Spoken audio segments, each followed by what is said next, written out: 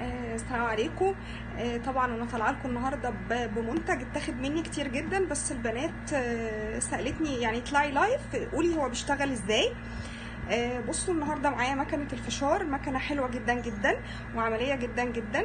هي اولا 1200 واط. هي منتج سعودي بس تقفيل صيني. طبعا هي ماركه السيف، وكله طبعا عارف السيف هنا في السعوديه عامل ازاي. هي مش بتشتغل بالزيت ابدا، هي بتشتغل بالهواء السخن. كمان يعني بتاخد من 2 ل4 دقايق في التحضير.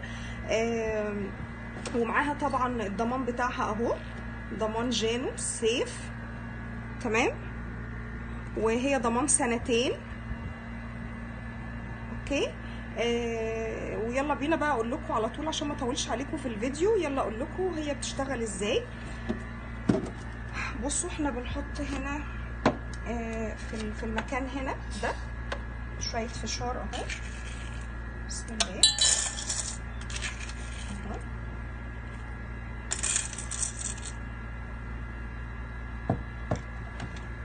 اوكي. وطبعا زرار التشغيل في الجنب اهو، زرار اهو، زرار التشغيل في الجنب اهو. نضغط على دي كده جوه.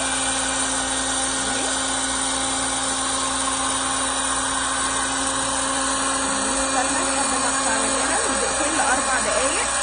وطبعا دي برضو فايدتها ان ممكن تحطي هنا زبده، ممكن تحطي هنا اي منكهات تنزليها بعد كده على الفشار، يعني تقلبيها كده على الفشار. وزي ما قلت طبعا هي بدون زيت، بتشتغل بس بالهواء السخن.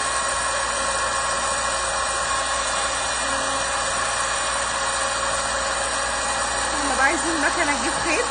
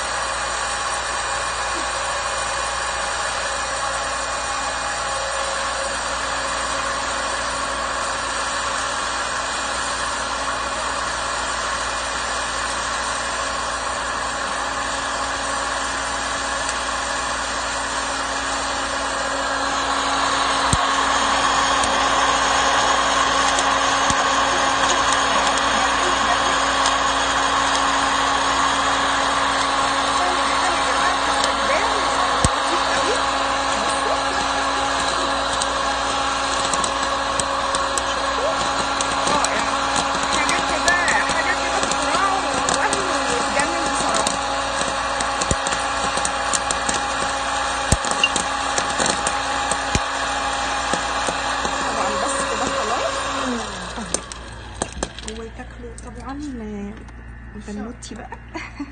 اطلعي يا كندي كده بعد اذنك. بصوا احلى طبق فشار، بصوا بقى اختراع.